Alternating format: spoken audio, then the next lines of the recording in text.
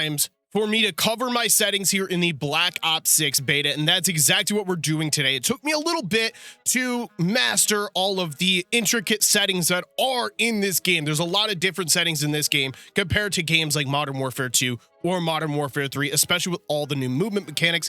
In every single category, there are definitely going to be some changes and stuff you definitely want to pay attention to in order to find the most success and absolutely fry on the map here in Black Ops 6. So get your notepad out, make sure to hit the pause button. Whatever you got to do, make sure you guys are copying these down. So for the controller settings, this is where we're going to start. I am not a mouse keyboard, so if you're looking for those kind of settings, I'm probably not the person to watch, but controller settings, there's quite a bit that changed from this game into Black Ops 6, so make sure you guys again are paying attention. My sensitivity did stay the same. It is just a horizontal and vertical. I like that at 8.8, just my preferred there.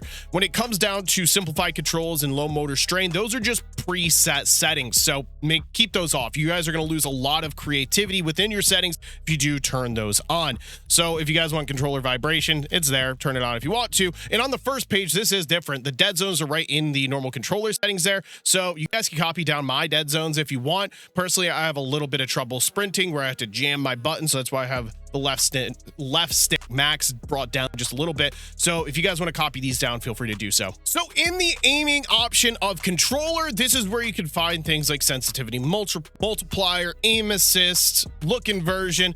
There's not really much to talk about in these until you get to the target aim assist. Make sure you guys turn this on if you're on controller. If you play without it, you're just putting yourself at a disadvantage. Every other controller player is going to be running aim assist, and then you're going to want to go to the aiming advanced settings here. This is very, very important. So you're going to want to put your aim response curve type on dynamic. That is rotational aim assist. It's going to help you while your enemies are moving side to side. It's going to help you track your enemies much more. People always ask me how I'm so accurate on controller.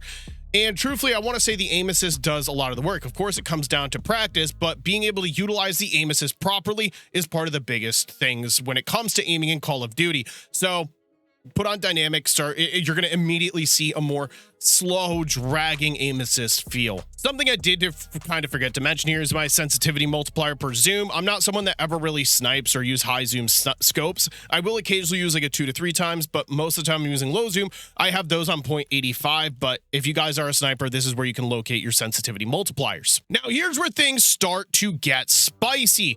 Firstly, you have sprint assist. This is automatic tactical sprint, and I got a ton of questions about this. Why can't I sprint? I feel very awkward. This is the setting that's very important. So you're going to have target aim, or there's 3 options. I believe it normally comes just on. Make sure you put tactical sprint assist on, and then you want the sprint assist delay to 0, and that effectively is. So in the combat section, I actually don't use any of this stuff. I didn't change anything on here.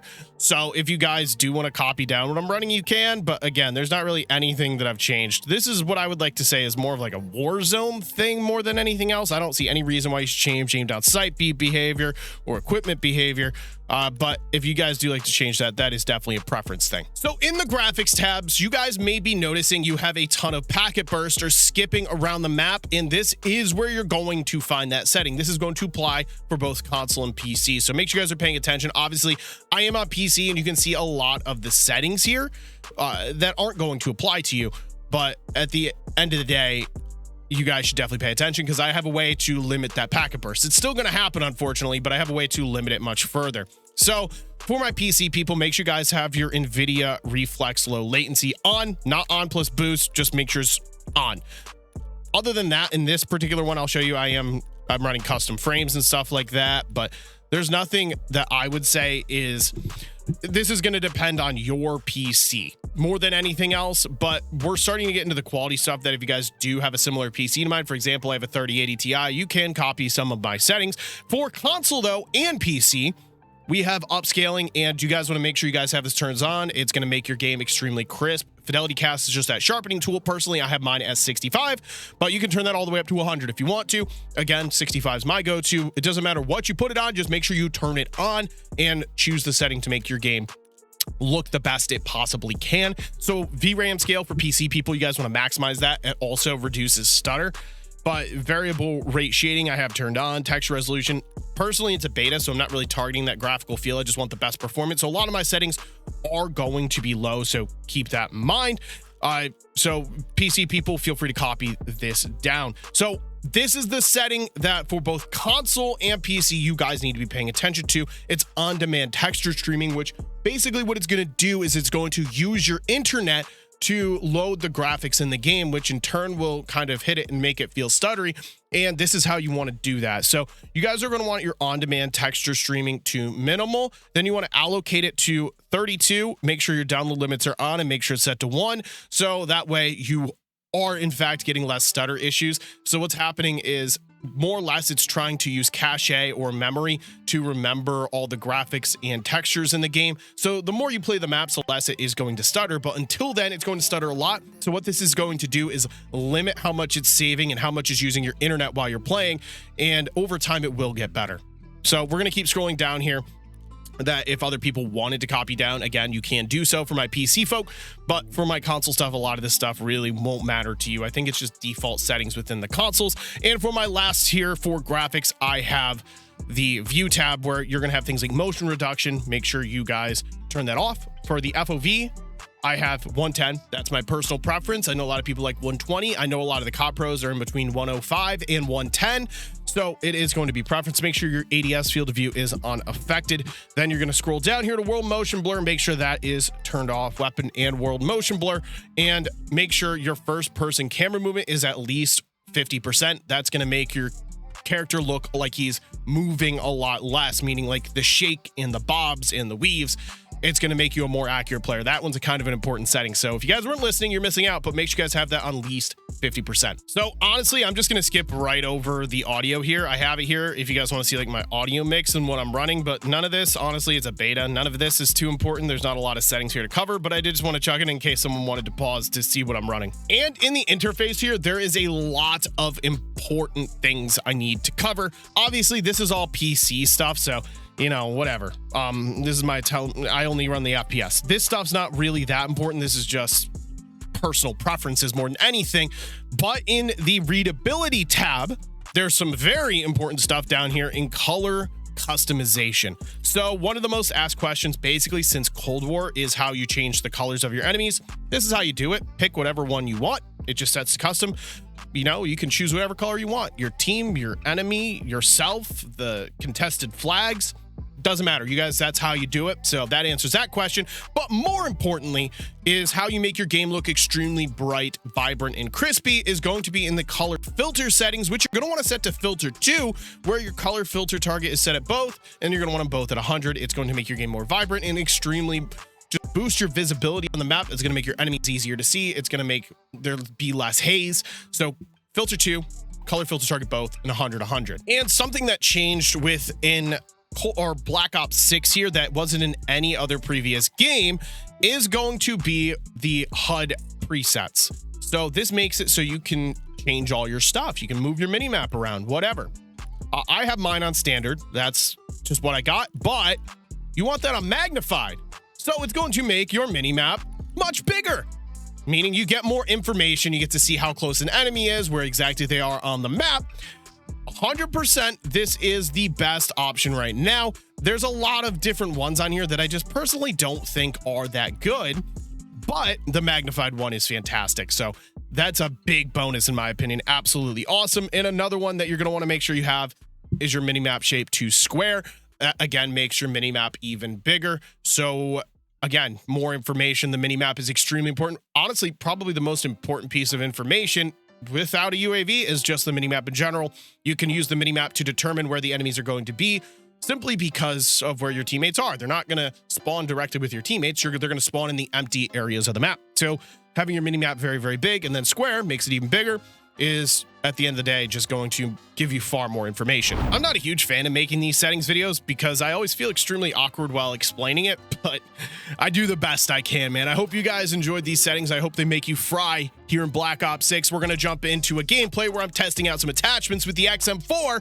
I think I found a winner. I'll let you guys be the judge. If you guys want to see this XM4 class setup, go down to the comments section and let me know. I'll make a video on that before the beta ends. Let's jump into that. Make sure you guys are hitting the like and subscribe button for me so more people can find my best settings.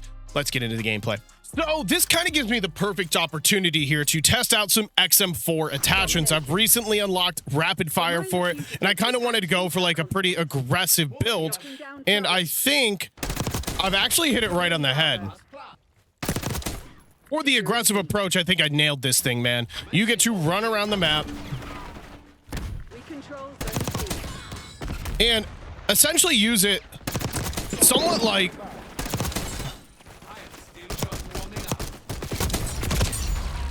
like an SMG. There you go. That's the best way I could put it. I don't have much in the form of expectations here. Oh, you just got twerked on, brother. Spawns are all over the place right now. All over. I think it's a lot to do with the fact that, well, we have all flags. Let's see.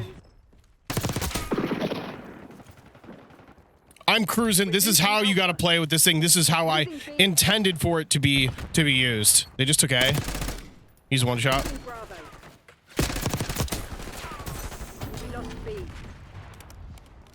I am learning a lot of the jump spots and the aggressive angles of this map. The more I play it, the more I figure it out. The other team tends to be a bit passive, which I guess I kind of understand with how aggressive my team was off the rip. They're going to be a little passive.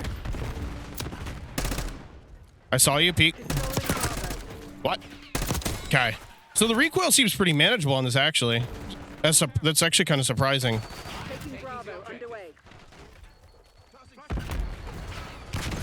We're gonna lay right here.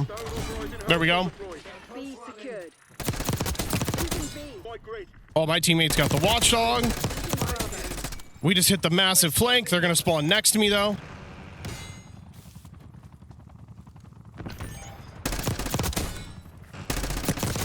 Oh, line them up. I'm on a 10.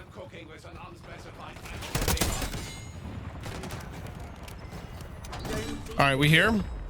Securing Alpha. This guy was right here. Okay, teammates locked it down for me. Good job, man. We do have our own chopper to work with. I think I'm just gonna hold off because obviously I can't lap that. If I end up dying, I'll end up hitting that. There's a guy there. Yep.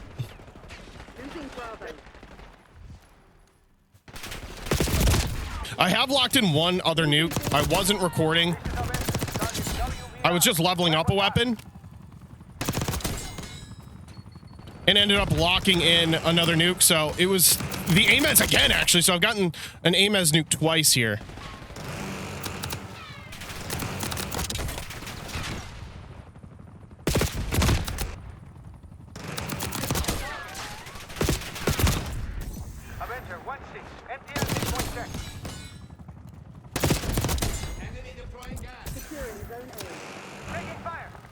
We're cruising. Hold on.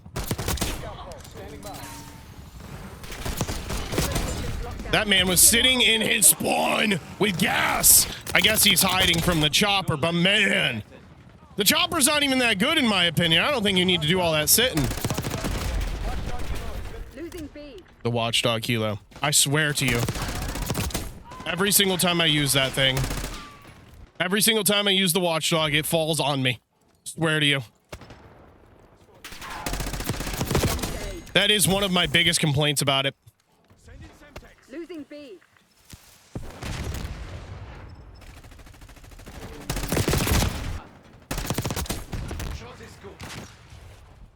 Losing Bravo.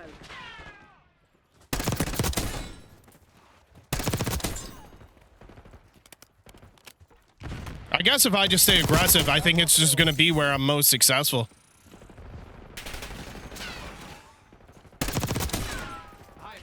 Oh, they spawned at C. That's insane.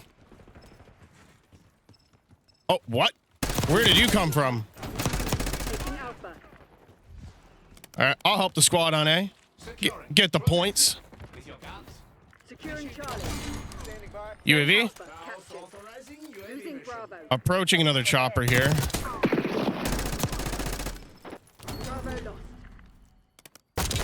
Sure. Sure. Semtex kill. I didn't think that one was going to hit. They're not exactly where I thought they'd be. They're taking C. I want to push that, but I don't know.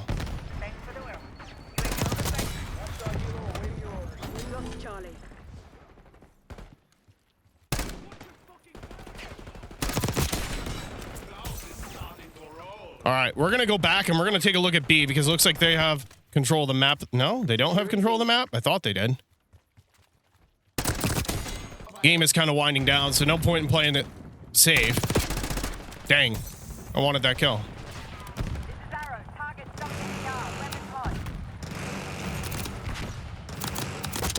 Somebody did just push A. I'm not sure if they ended up getting it or not.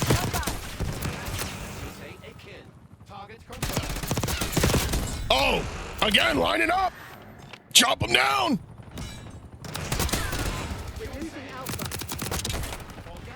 That's a spawn flip, I believe. We're gonna get back here. I hear some suppressors cracking off back here. I don't know where he is though. He spawns directly behind me. That's nuts! Look at that nonsense! That's insane! This right there is why. Between no advanced UAV and that right there, I can't get it, man. That's insane. That doesn't make any remote sense to me. Let's see if we can get 60. We need 2 kills. We should be able to get that. Whoa, whoa, whoa! Where did... My bullets weren't working. Whoa! I'm lagging! Those gunfights were unnecessarily hard! We're losing Charlie. Wolf and Moon. I'm gonna wolf my moon on your nutsack, brother.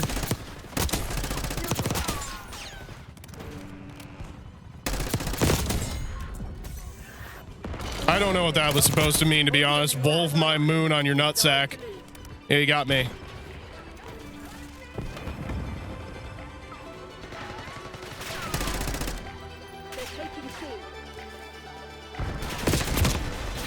Ladies and gentlemen, 65 and 11. One day these spawns aren't going to screw me. I'm hoping it's at launch that they fix this.